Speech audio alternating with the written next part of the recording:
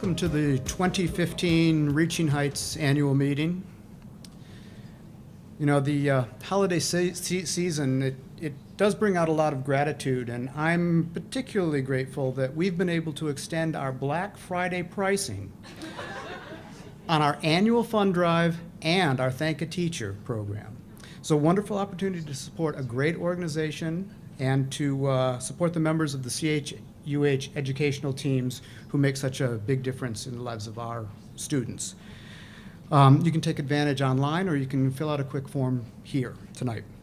My name is John Hubbard, and I'm the president of the Reaching Heights Board of Directors for just a few more minutes, I think. I enjoy our annual meeting because it allows us a chance to break from all of the doing and to reflect on why we're doing what we're doing. The meeting is also where we celebrate board members who are departing their tenure on the board, and we get to elect new board members who are going to help carry on our mission. We also take this opportunity to elect a new slate of officers every year. While last year was notable for transitions, 2015 has been a year of reflection and stability for Reaching Heights. We celebrated our 25th anniversary and spent considerable time reviewing our programming to make sure that our efforts remain targeted and aligned to our mission. Reaching Heights has settled in here at the Coventry Building and is part of a thriving nonprofit hub that includes Future Heights, Lake Erie Inc., Family Connections, and Ensemble Theater. So it's really been a great fit, and a number of organizations that support each other. We've maintained success in grant writing and in finding new funding sources. Last February marked our fourth quadrennial Reaching Musical Heights concert at Severance Hall, the tradition that we began in 2003. Last April marked our 24th annual Adult Community Spelling Bee, which means that the big 2-5 is April. See you there, right? Let me take a second to give a brief reminder that Reaching Heights is primarily a member and community-supported organization. Our annual fund drive is a crucial funding source. No pressure, just saying. That's enough from me. It's now my pleasure to introduce Krista Hawthorne, our Executive Director, Reaching Heights Executive Director. Thanks. Thank you, John. This has been an interesting and exciting year for Reaching Heights. Here is a top 10 list of highlights of 2015. So number 10, collaborations. Reaching Heights collaborated with Heights Coalition for Public Education on 3 forums: the myth of failing students, the myth of failing teachers, and the myth of failing schools. We also collaborated with Future Heights and the Friends of Heights Libraries on 3 forums: Welcome Home Authors, Welcome Home Foodies, and Welcome Home Musicians. This kind of collaboration does 3 good things. It builds connections among our staffs and boards and the attendees for each of these forums. It spreads the work of coordinating community events, and we certainly appreciate that. And we all learn from the content presented at these forums. So we look forward to collaborating with many organizations and community groups in the future. Number 9, we received grants this past year from 3 new funders: Macy's, Harley-Davidson, and the Ginn Foundation. We raise money in 3 ways to keep Reaching Heights going: contributions from individuals, donations from local family trusts and foundations, and from events like the Spelling Bee. So we are very grateful when we receive that vote of confidence from an organization, especially local businesses, that then get exposure to who we are and what we do and support it. Number 8, our board of directors. Our board of directors are a highlight every year for Reaching Heights. We have been described as having the most diverse board of our local nonprofits, and that is by design. It's actually in our bylaws. We want diversity in every aspect: geographically, racially, generationally, socioeconomically, and professionally, so that we represent many people and so that we can evaluate issues and programs from every angle. We have a great group of people, and we always think we're never going to outdo this year's board, and we always do. We have great people joining us tonight. Highlight number 7, we expanded our Thank a Teacher program and hosted 3 events to honor, recognize, and learn from school secretaries, school social workers, and paraprofessionals. We invited them to our offices and introduced them to Reaching Heights, 3 separate events. And then we heard from them about their roles in our schools. Now they know us and we know them, and that changes everything. I know that Lisa and Amy will agree that now when we walk into a school building, we recognize each other. And we have a much better understanding of the depth of resources available to our students and the depth of compassion our school staff has for our children. Highlight number 6, Understanding Career and Technical Education, CTE. This has been a big year for CTE, with the creation of a comprehensive CTE plan, intensive facilities planning for the new high school, and the hiring of Mr. Brad Callender as CTE director. We should clap for that. Reaching Heights is connected to CTE because we're a member of the CTE Advisory Board, and Ashley Dyer and I have been attending CTE Community Working Group meetings. My eyes are wide open to the wonders of CTE, and I hope many more students at Heights High can take advantage of this resource. Highlight number 5, Reaching Heights Summer Music Camp. This camp is a highlight every year. I hope you had a chance to see the trifold, the photos in the back. But I don't mean it's a highlight like an adoring mother who likes every song my child sings or plays. I mean, this is a real concert, a real highlight of the year, and my children aren't even in it. Last year they played Bohemian Rhapsody by Queen, and that was only one of like 8 serious pieces they learned in 1 week and performed phenomenally. Come to the finale concert Saturday, June 25th at 10:30 a.m. at Heights High, Miley campus, and you will see and hear what I mean. These are 5th to 8th graders who are serious about music and amaze themselves at what they can produce after a week's worth of work. It's so amazing that Cuyahoga Arts and Culture has provided us with full funding, full Project 2 funding, which is a $5,000 grant. And what that means for us is that we might break even this year, and that Susie Kaiser, camp administrator, and Joan Druschel, our camp nurse, will be paid something this year. They usually are volunteers.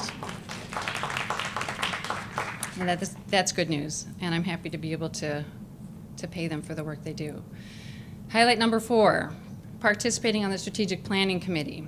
It was important to represent our community on this committee, and Reaching Heights will be very involved in helping realize goal number 3, which is parent and community engagement, support, and partnerships.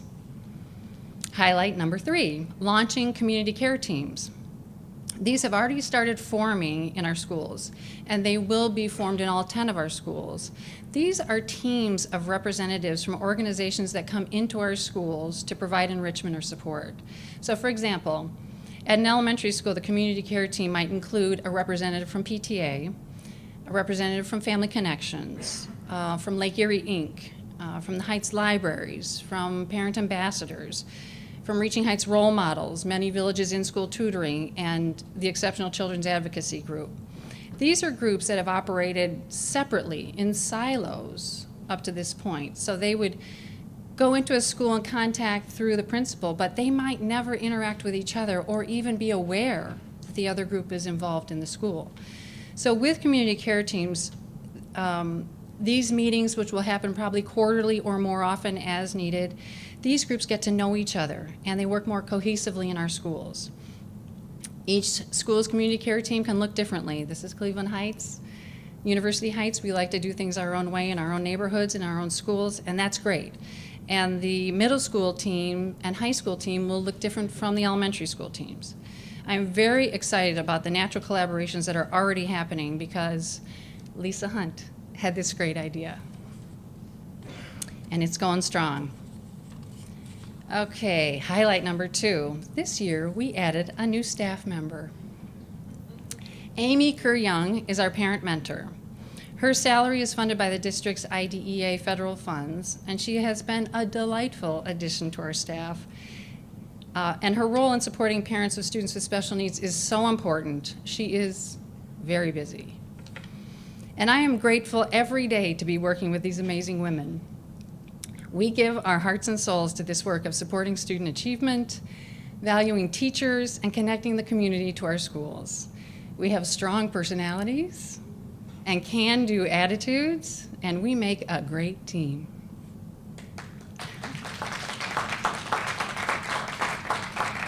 And if you didn't guess it, our #1 highlight of the year, reaching musical heights.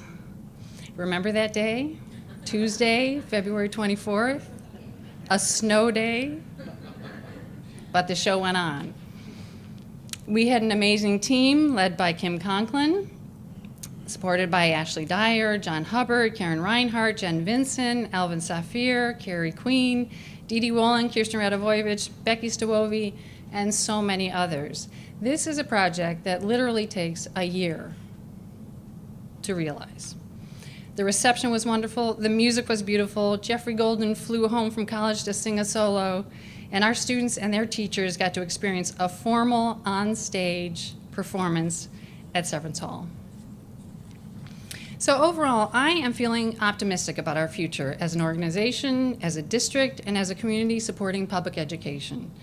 We are exposing areas where we have weaknesses and inefficiencies and unclosed loops and beginning to fix them. Transparency is important. We are recognizing our strengths, like our amazing students, many with gifts that are not measured on tests. Our talented staff at every level, and our strong community and district administrators that can take on major projects simultaneously. It is really remarkable, all that we're doing all at the same time. But if you've been here a while, you know that's not new for us. We are can-do people. So we got new facilities, strategic planning, IB and STEM certification, and the growing immigrant and refugee ELL community. We are speaking out about unfair policies that take much needed funding from our public schools and rely too heavily on test scores to evaluate students, teachers, and schools. Reaching Heights continues to evolve along with these changes. We are 100% involved, engaged, and invested in creating excellent public education in Cleveland Heights and University Heights. Thank you for being here tonight to celebrate and support Reaching Heights.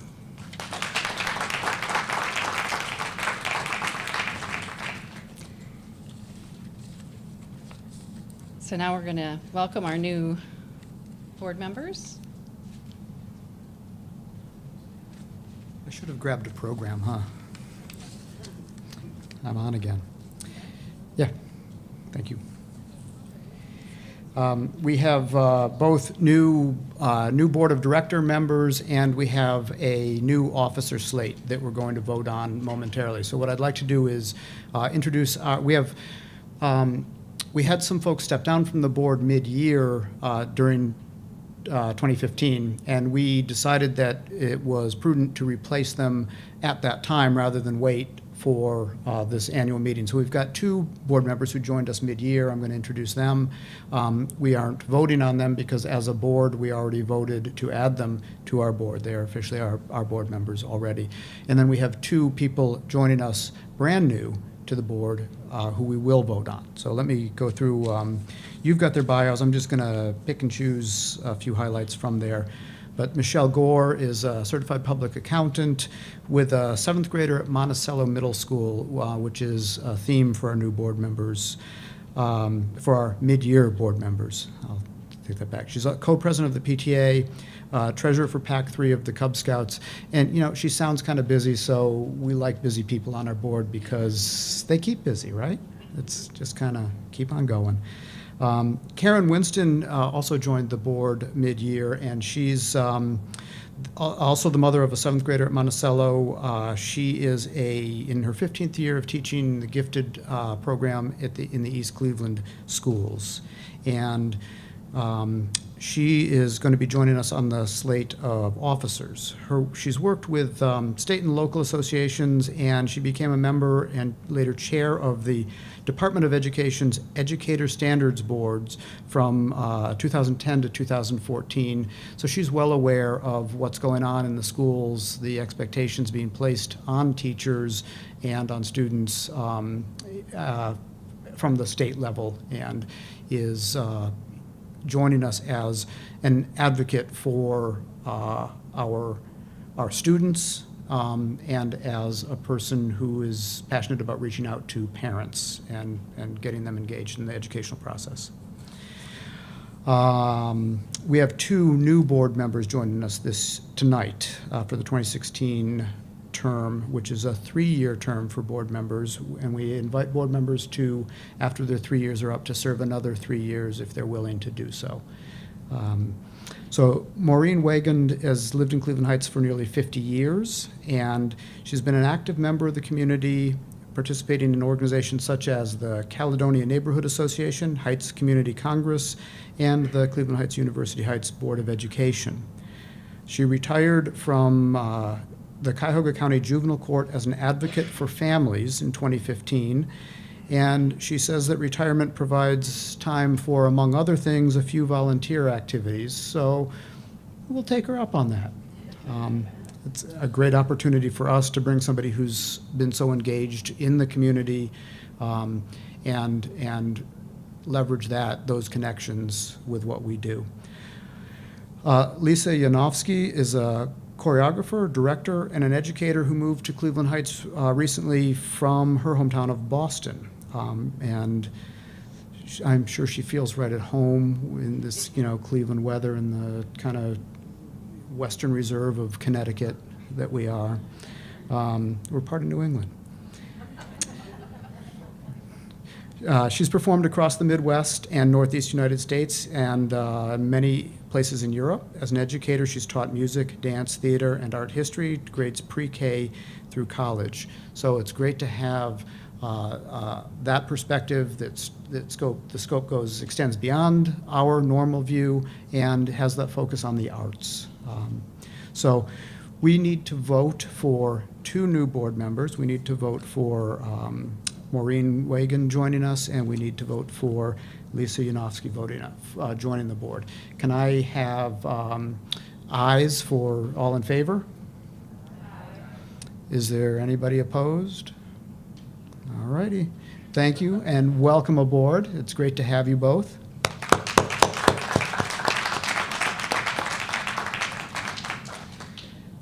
We now have a slate of officers.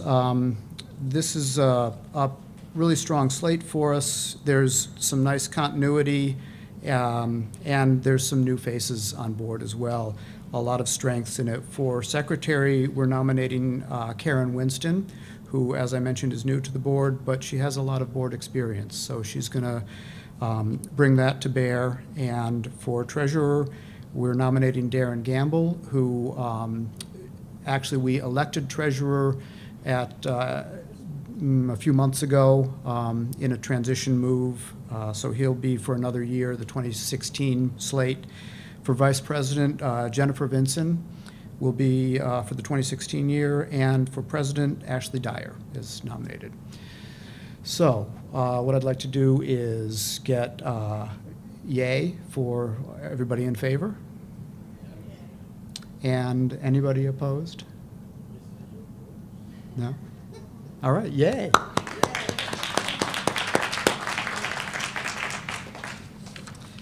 And that makes it official. We're going back now. Director recognitions. Is that you? Okay. Okay, I'm back. This time I have the task of saying goodbye and thank you to people who have served on our board and who are finishing their terms. And the first is Julian Rogers. Thank you for serving on our board. When you joined us, you were serving on the Cuyahoga County Council, and now you're working at Cleveland State University in an outreach partnership development role. And you are a connector and a communicator, which made you a natural fit on our board. We certainly understand that you would like more evenings at home with your family, So I'd like to call you up here so I can read to you the plaque that we're giving you. So this says, Julian Rogers, politically savvy community activist, Reaching Heights board member 2013 to 2015. Thank you for your commitment to Reaching Heights and to the Cleveland Heights University Heights Schools. As a Heights graduate and active community volunteer, you are an asset to our board. Thank you for your quiet, thoughtful leadership and your wealth of knowledge. You are well connected, and we appreciate the time and energy you invested in reaching out to our community and beyond to support our school district and this organization. Thank you.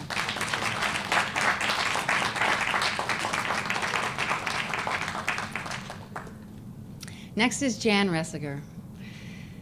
Thank you, Jan, for serving on our board. You were part of the board committee that interviewed me, and you have been so supportive of me as I learned to be director, and I appreciate that. Jan is a gifted writer and researcher and community activist. We will miss your self-deprecating humor, your directness, and your compassion. So come on up here and let me read what we have written for you.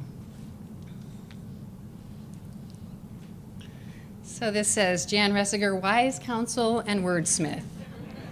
Reaching Heights board member 2013 to 2015, vice president 2014, secretary 2015.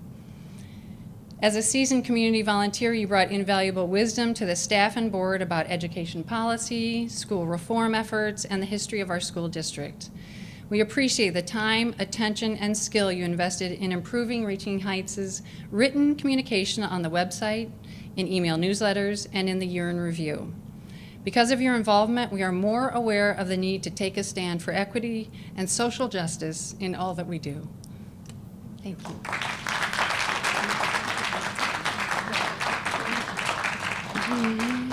And finally, Kim Conklin.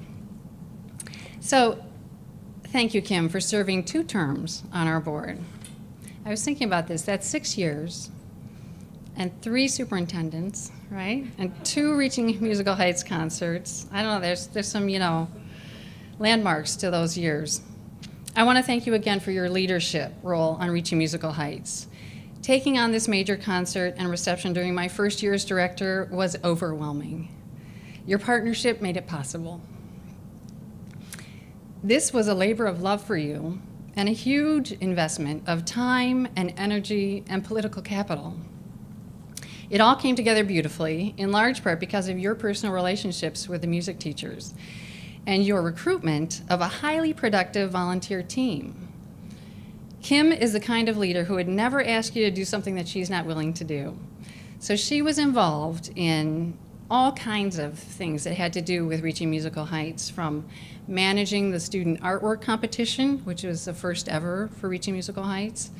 She attended rehearsals, getting the posters and invitations designed and printed, selling tickets, stuffing envelopes, and handcrafting the centerpieces and corsages. Not alone, but with a group, but always there, always willing, always available. Thank you.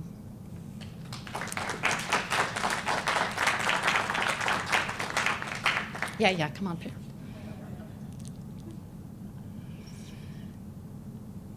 So for Kim, we put committed educator and art supporter.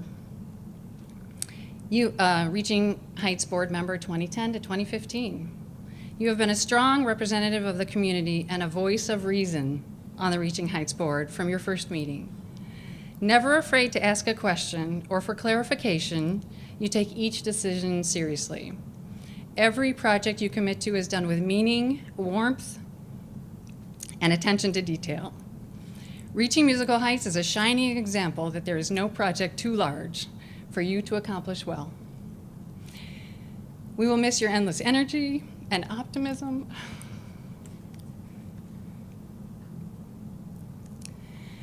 And follow your lead in continuing to invite the community to support our students and teachers. Thank you.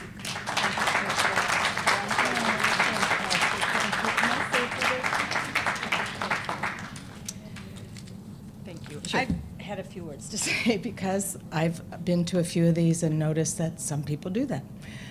So it was about 6 years ago that Dallas Schubert invited me onto the board. She began with an appeal to my interest in the CHUH district, and she ended with a promise of really smart, really funny, and really committed people to work with. I can't think of 3 adjectives that better describe a great working group, and the promise was kept. It's just been absolutely a pleasure. Every meeting, every activity, it's just a really delightful group of people. I think this is a rare organization in a rare community, dealing with not so rare problems of public education, problems that I think are undermining the very right, and I have to repeat that, right of a child to a quality education. So I am really pleased to know that this organization and district under Dr. Dixon and Madam Hawthorne will continue to work together in this I think Reaching Heights is rare because it has this great combination of partnership with the district through shared goals and independence as a nonprofit that can select its priorities and choose its methods of meeting those priorities. So I wish you well, and thank you so much for letting me work with you.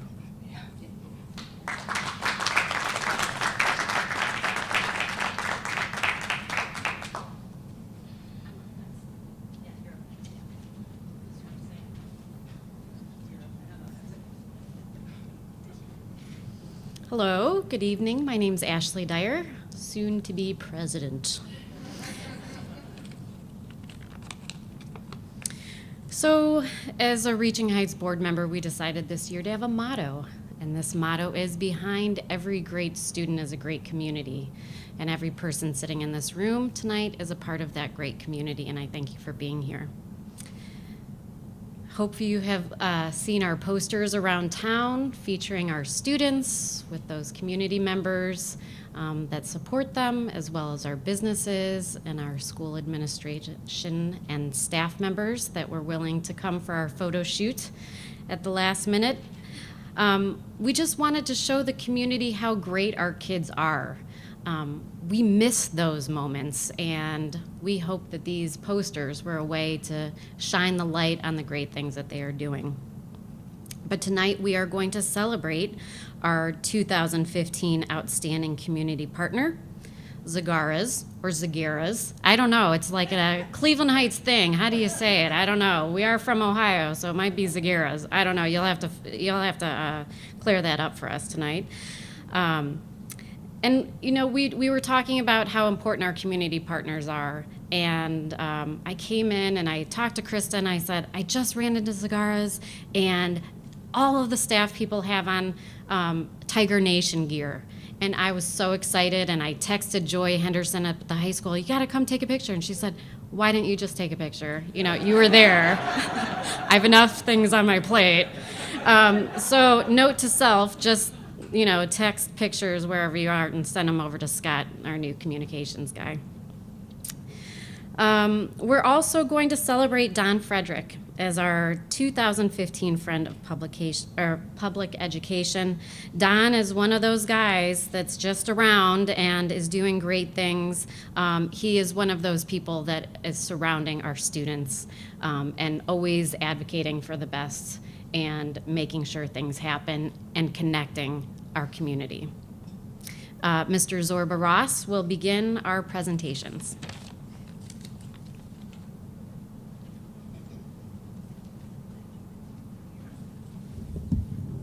Thank you, Ashley. Ask not what your school district can do for you, but rather what you can do for your school district. John Zagara, he embodies that statement there. Several months ago, I had the opportunity to sit in a business meeting, and John was there. And we were trying to figure out how can we bring the businesses together with the school district.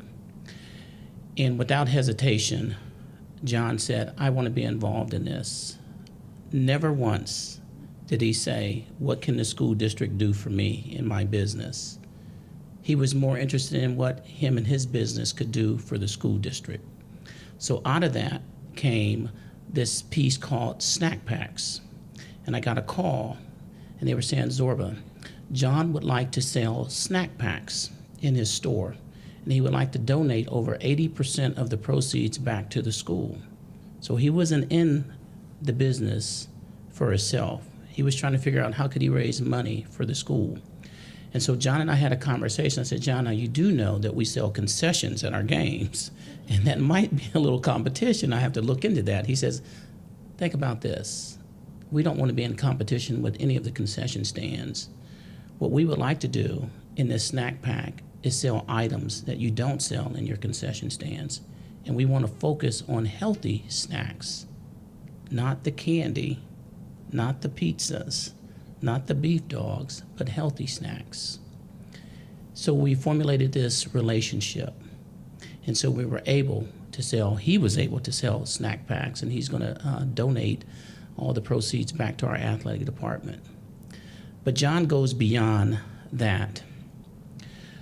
I frequent his store. He didn't know this, but before I even met him, I frequent his store. And I walked in maybe a month ago, and in the lobby was our VMD students. They were doing a fundraiser, and I said, wow, John is deeper than this snack pack thing. He really cares about our school district. So our students were in there asking for donations to help our VMD program. Not only that, we had the unfortunate of having a staff member who passed away early in the school year. And we had a lot of gifts that was donated to the school, more than what we anticipated. But what wasn't donated were bags to pack the gifts to give to our needy students. So I put a call into John. John, I need your help. Without hesitation, John said, how many bags do you need and when do you need them? Never once did he say, what's in it for me? Never once. Then I also noticed as I was checking out with my groceries that many of the cashiers happened to be students of the great Cleveland Heights High School. And I said, John really is deeper than what I thought. Here is a guy, again, it's bigger than snack packs. He truly, truly cares about our school district in many, many ways. Never once is he asking, what's in it for me? He wants to make sure that our community and our school district is the best that it can be. And so for that, John, I appreciate you, and I'm so happy that I had the opportunity to meet you and continue to talk with you on a regular basis. So, ladies and gentlemen, I give you John Zagara.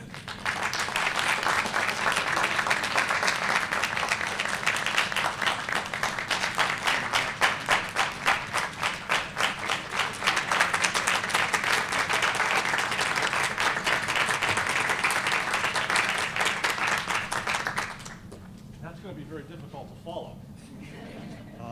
Thank you for inviting me, and it's quite an honor to spend some time with you tonight. So I just wanted to talk about a couple things, maybe 5 minutes or so.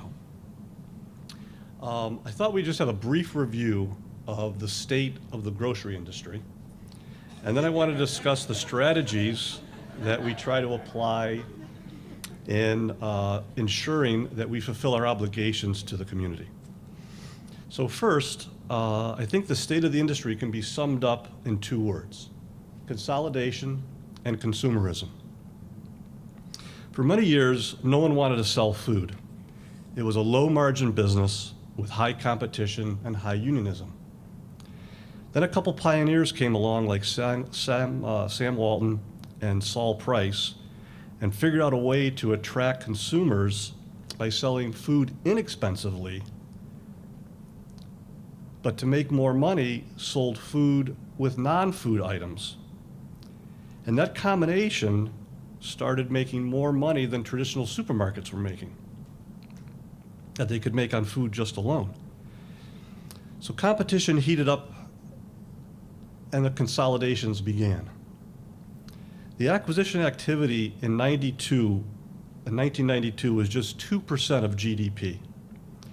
If you recall, the savings and loan debacle caused a recession in 1990. But by 1999, just 7 years later, acquisitions were 16% of GDP. Spending on mergers and acquisitions exceeded $1 trillion that year. So why is this important?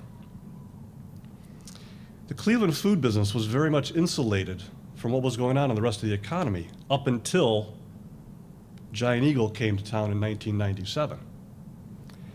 And as acquisition activity was going straight up, they bought Stop and Shop. Everybody remembers Stop and Shop, the Russos and the Vaughns and the Riders. So this acquisition of a very large privately held company bought a relatively small family business was unprecedented. The town where customers mingled with the owners while they were shopping ended abruptly. The Russos, the Vaughns, the Riders, the Reenies, the Rigos sort of joined Giant Eagle and then sold their stores. This signaled the beginning of the end of the independent grocer. There's not many of us left. The PR Newswire wrote back in '98, Giant Eagle is making life simpler and better than ever for people in greater Cleveland. As many found out, less choices and bigger business does not necessarily make life simpler or better. But it was this very activity of consolidation and competition that spurred consumers to begin pushing back. Big business begets big business. Big business needs big farms that take lots of shortcuts to produce food cheaply to keep customers interested in coming back to their horrible stores. California consumers led this charge. Consumers wanted healthier foods that were less processed and not exposed to chemicals. A new competitor was born from all this, Whole Foods. Food choices exploded at the same time more retailers jumped into the food business. Consumers demanded improved quality of food, but also how the food was processed. And this is the key to understanding the power of what I'm calling consumerism. The demand explosion of quality, low processed, and healthier foods have pushed the food industry into places they never thought they would go. Even Walmart has tried to stock organic offerings. I am one of the last independent grocers still fighting for market share in Cleveland that has seen an explosion of food offerings on a declining population. So one of the great strengths of Zagara's over the past 40 years has been the recruitment of students to work their first job in the supermarket industry. In 1996, a phrase coined by Hillary Clinton that it takes a village really fits in with what your mission is. It's what my father taught me, how to support our communities where our stores were. My father made it a point to hire young men and women from the neighboring communities to teach the lessons of life. Getting a first job, learning how to work, dressing properly for work, learning to get to work on time, working hard, saving money, and keeping a job. This is when there were no video games and sports were played only by the best athletes. A lot of time on the hands of students back then. It's not like today where the students are so busy with activities, it's even hard to hire them today. I learned this lesson while working with these young student employees while I was a student employee working for my dad at 143rd and Kinsman, and then later at Shaker Square. Today, every student we hire is interviewed. Once they're hired, they receive an orientation to learn about Zagara's and our values and our rules. Their first day on the job, they receive training for that position that they were hired. And this is the easy part. The hard part comes when they work with a customer who just had a very bad day at work, or if they make a mistake while serving a customer, how should they react? How do they put out a fire? Dealing with a boss and fellow co-workers for the first time is tricky business for the young teenage mind. Should I call off or not call at all when I really don't feel like going to work? Once a teenager realizes that learning to work is more important than just getting the job, then you begin to see them flourish as an employee. That's when they start to understand that they're now part of a team taking care of a community. I can't say for certain how long or how much Zagara's Marketplace has contributed to Reaching Heights. For my purpose, it really doesn't matter. They are another force in the lives of young people in our community that needs our support. Hillary Clinton was right. Reaching Heights is right. And my dad was right. Ask any teacher, ask any principal, ask any coach, ask Reaching Heights, ask your grocer, and you'll get the same answer.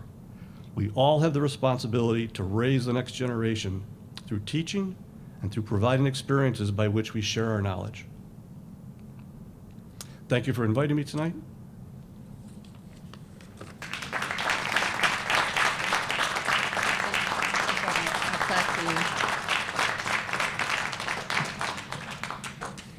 So we made a beautiful plaque for you too, and it says, "In recognition of decades of service to the families of Heights students, for hiring many Heights High School students and providing them job training and an income, for supporting Heights schools by allowing fundraising in the store entrance, placing ads in program books, and much more, Reaching Heights proudly presents the Outstanding Community Partner Award, our very first." Thank you very much. Thank you. Great comments. I really appreciate that. It sounds as if I have a new mission. No, just continue. That's all we have to say, continue. Okay, we have one more special award tonight, and that's to my friend Don Frederick. The Reaching Heights Friend of Publication Award honors citizens who embrace our shared responsibility for the success of our public schools. Their example reminds us that together we can improve the lives of our students. We usually present this award at our spelling bee in the spring, but we always run out of time at the spelling bee, so this was one thing we could take out. And also, this award deserves the formality, the seriousness of this occasion of our annual meeting. So, this year's recipient is Don Frederick. Don has worked at Liberty Textile since 2001. He's married to Nancy Ballou, who teaches clinical health careers at Heights High. They have two children who attended Heights schools, Marlena, who recently graduated from college, and Thomas, who is a junior in the Honors College studying chemical engineering at Tulane University. It's a wonderful bio, and Don and Nancy have done a lot of good things. He and Nancy were part of the group of parents who began the redevelopment of the Garrity Playground. How long ago? 10 years ago? 15? 16 years ago. And Don has been the levy sign coordinator for every school levy since 2000. Thank you, Don, really. Thank you. That's a huge job, and we appreciate it. But that's not why we selected Don for this award. We selected Don because he is a catalyst for positive change. He notices a problem, he gathers information, shares it with others, helps identify solutions, and then, this is the most important part, he follows it through until the solution happens or is no longer viable. And we all know that's the follow-through is the hardest part. The ideas are fun. The beginning is fun. It's following it through that takes the courage and the energy. Don's personal slogan is, "Doverai, no proverai," which is a Russian proverb that means trust but verify. So, when we talked about the idea of honoring Don as our friend of publication, I thought to myself, he seems like a good guy, but I better verify that. So I talked to some people who know you well, Don, and I asked them, how is Don Frederick a friend of public education? Here's what they said. He hasn't heard this yet. Don is passionate about education and attends most, if not all, of the Board of Education meetings as well as community meetings. He is verbal about making suggestions about ways to improve our career and technical education programs. He has the courage to challenge the popular view. He sings and brings forward the good things others are doing and feels no need to defend the things we are doing wrong. He looks for opposing views to his own in case they will teach him something. And another was said that when Don and I began to work closely on the CTE Community Working Group, he asked if it was okay for me to call during the day, and I said, of course. So Don calls. He calls when he's driving. He calls when he's covering the phones at work. Every time he calls, he asks me, are you busy? Don frequently calls when I'm on a ladder, fixing a ceiling fan, or patching plaster. I once dropped a phone in a bucket of paint when he called. But I answer because Don usually has something interesting on his mind. He pays attention and he thinks. After about 6 months of frequent phone conversations, Don said to me, I'm glad you still answer my calls. Try as he might, Don cannot talk my ear off. So Don often calls the Reaching Heights office too, and he says, hello, this is Don Frederick. And then he will invite us to an upcoming meeting where he thinks our input might be valuable or where we might benefit from whatever's being talked about. Or he asks our opinion about a concern that he has. He cares deeply about this school district, our teachers, our students, and it only takes one conversation with him to feel that. After a CTE meeting with district administrators Malia Lewis and I attended, Malia wrote up a summary that she shared by email, and Don forwarded that summary on to several people who were at the meeting but weren't on the list, and this was his message. As your names were not on the mailing list, I'm forwarding a copy of the meeting summary to ensure we are all singing from the same hymnal. We need to be clear about expectations. And he ended it with, yours in building a better district.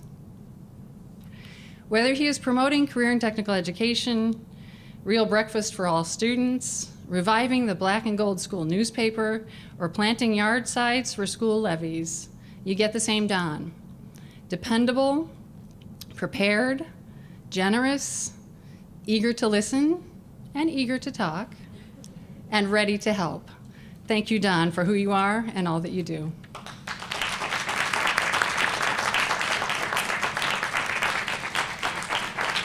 Ooh, standing ovation, look at this. So nice. You got the E in there. It's good. Yeah. So here's a beautiful plaque for you too. It says, as lead volunteer for multiple levy campaigns and school project, and as an active member of the CHUH Facilities Community Working Group for Career and Technical Education, Don Frederick embodies the best qualities of an engaged citizen and community member, with gratitude for his passion, energy, and commitment to students and families across our district. Reaching Heights proudly presents the Friend of Public Education. It's for you. Thank you.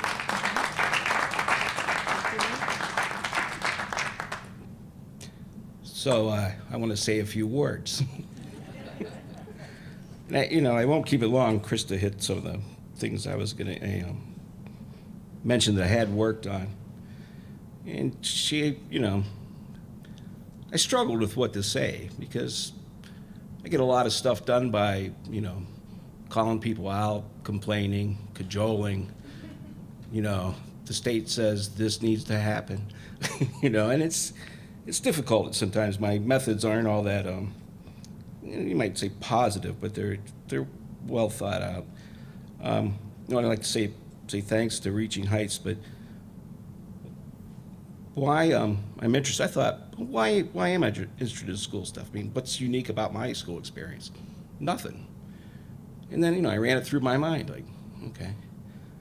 My school experience, my family experience, was pretty much a nightmare after I was 11 years old. And, there are elements of alcoholism, mental illness, violence, police.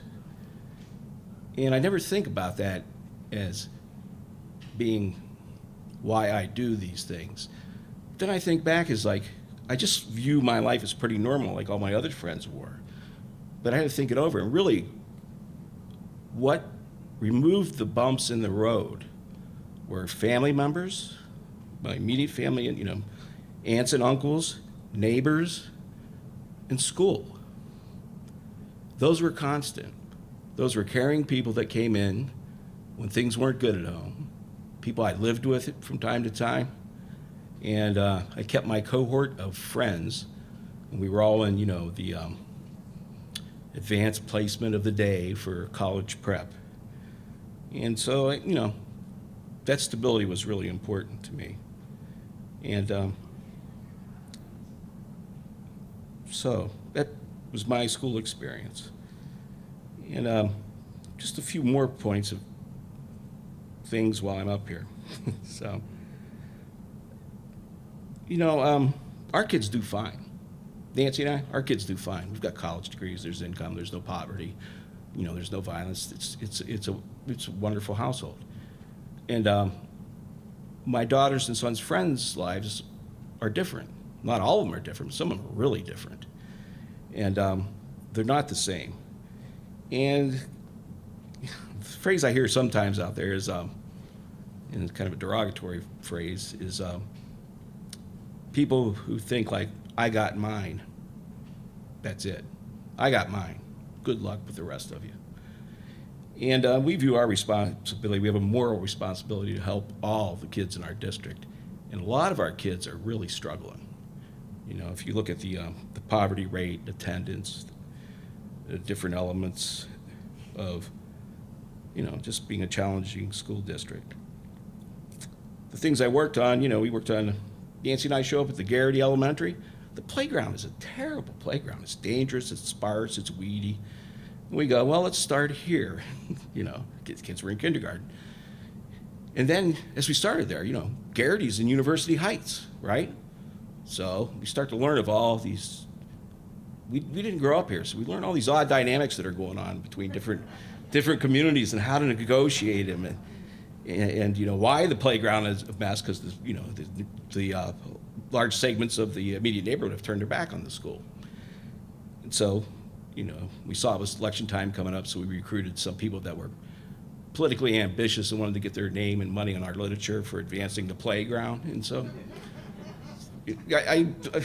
you should go over there and look at the Garrity. The playground's continued to improve. It's really, really nice now. It's basically a park. It's a beautiful park. And Julian is an alumni of Garrity Elementary too, Julian Rogers.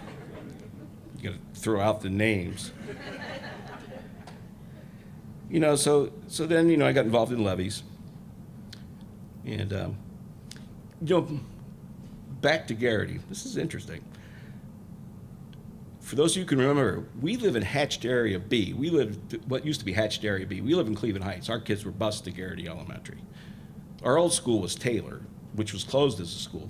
This district's gone through a different series of school closings, and it will continue as it shrinks. And I was wondering, well, why that was.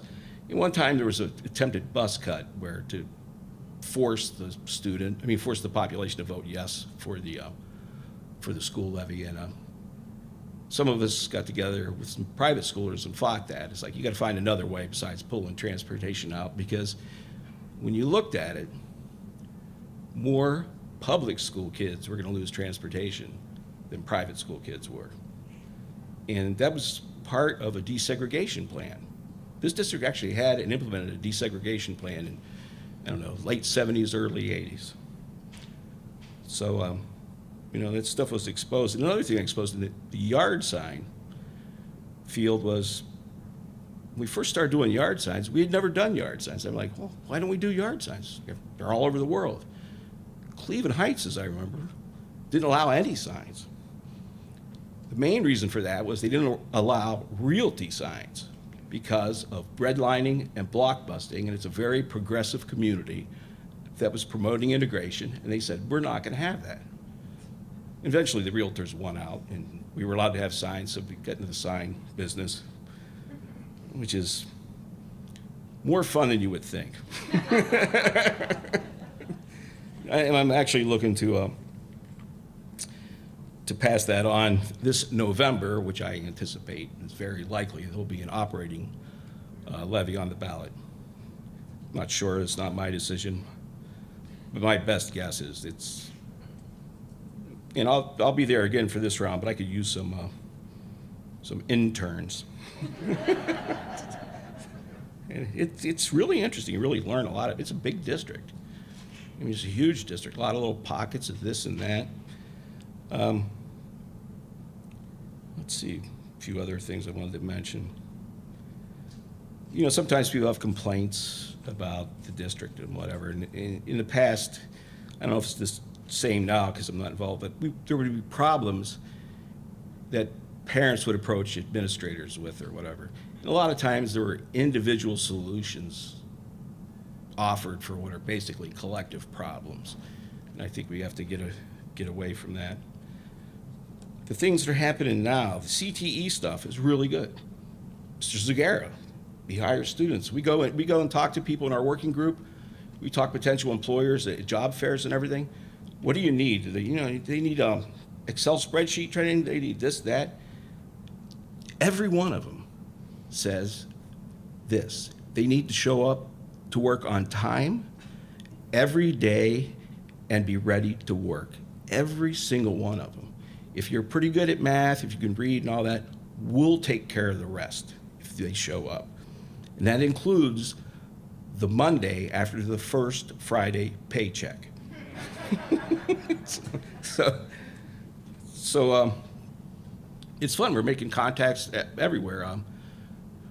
Little thing I'd like to mention is a week from tonight, Excel Tech, which is a 9-district career technical planning district east of here, Solon, Beechwood, South Euclid, Lyndhurst. They're run out of Mayfield High School. Mayfield High School is having their parent night at 7 o'clock. If you could go out there, go out and see that. They'll do the pitch. It's going to be loaded with kids that are sophomores and their parents. They'll say all the offerings they have for CTE.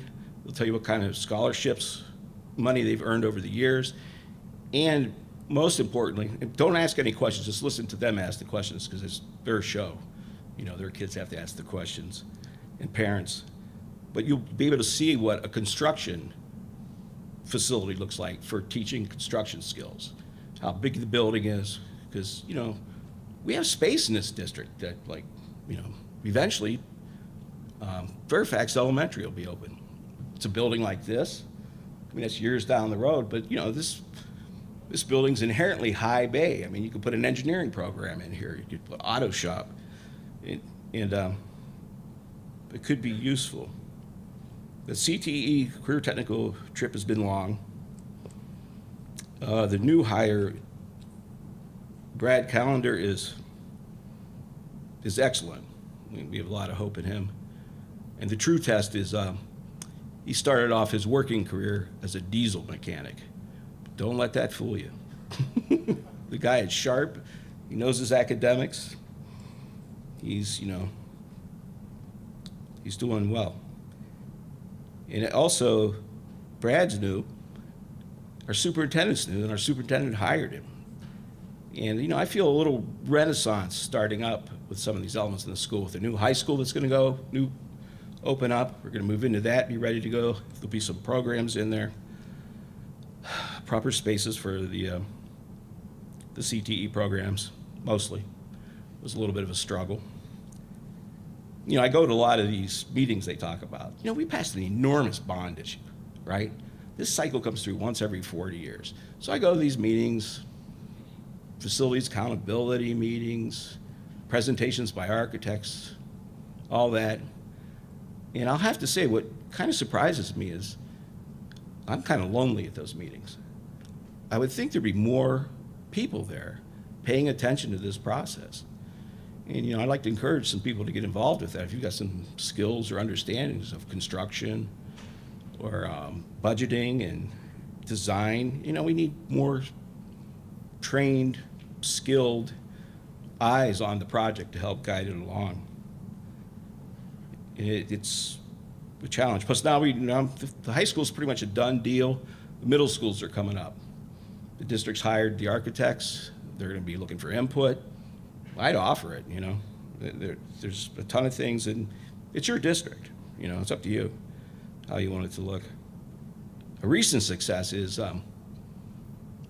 well, back when I started in 99 or 98, whenever it was, Mary Ann Barnes once told me, Don, you want to know what's going on at the high school? You got to read the black and gold. I'm like, so I read the black and gold. I like the black and gold.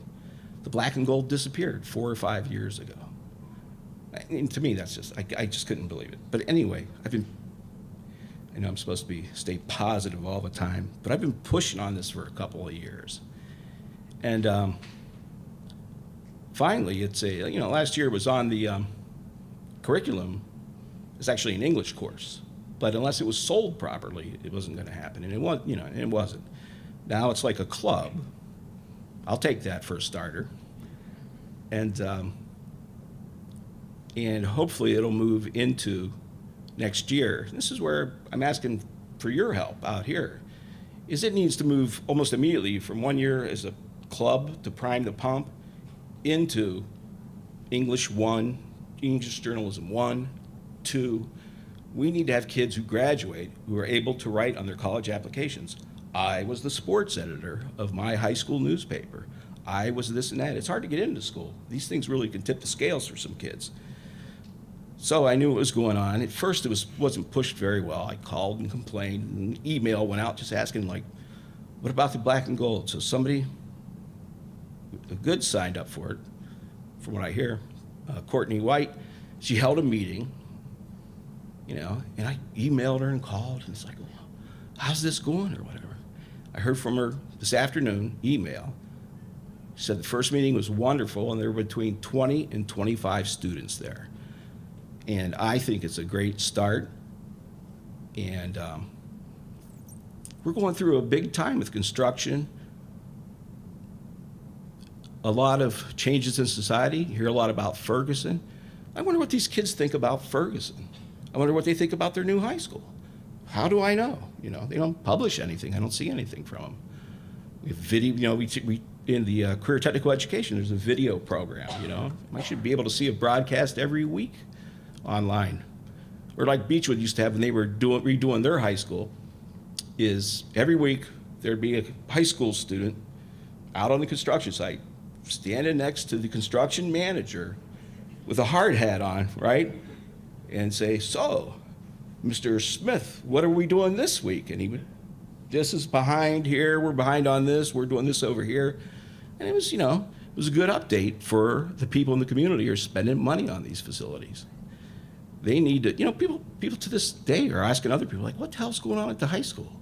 It's like, they should know. Not all of them are like that by any means. So anyway, there's some successes. And invite people to come and sit with us at our career technical education working groups meetings. It can be kind of unwieldy at times, but we're making connections in the community. I mentioned Excel Tech next week. It's good to go out and see their construction site. I actually build 1/5 scale houses and that are designed by kids in the CAD program. And the director of the entire 9-district CTE program is a Heights High graduate, Nate Bishko. One of the 2 chefs in their culinary program, which is housed at Beechwood. If you look it up, you can go over there and eat a really, really good lunch for really cheap on like Tuesday, Wednesday, Thursday of the week. But there are 2 chefs. One of them is a young black man named Cortez Wilson, a Heights High graduate. And it's good to see that and see how their programs work. But I think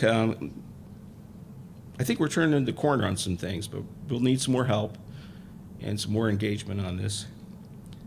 And I'm still probably going to do yard signs for 1 more year. But it's more fun than you think. I mean, you just ask a team of sign planners to go out and plant signs and things that go wrong and blah, blah, blah, and stepping in dog waste. It's fun. Well, and thanks for listening. And thank you, Reaching Heights, for the award. And even though my kids are out of school, I'm going to keep at it, Everybody talks about sustainability. One thing I'd like to advocate from everybody is sustained engagement. When your kids get out of school, keep at it, They'd like to see people in school. I've been out of elementary school for a long time. Junior high wasn't allowed to go in. And so since then, I've just been busy on the outside. So thanks for listening, and everybody pick something to do. And my book recommendation for the next study group would be Robert Putnam's Our Kids.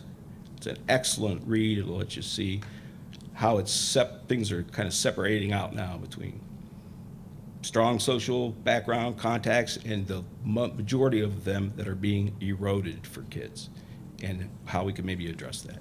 Okay, thank you.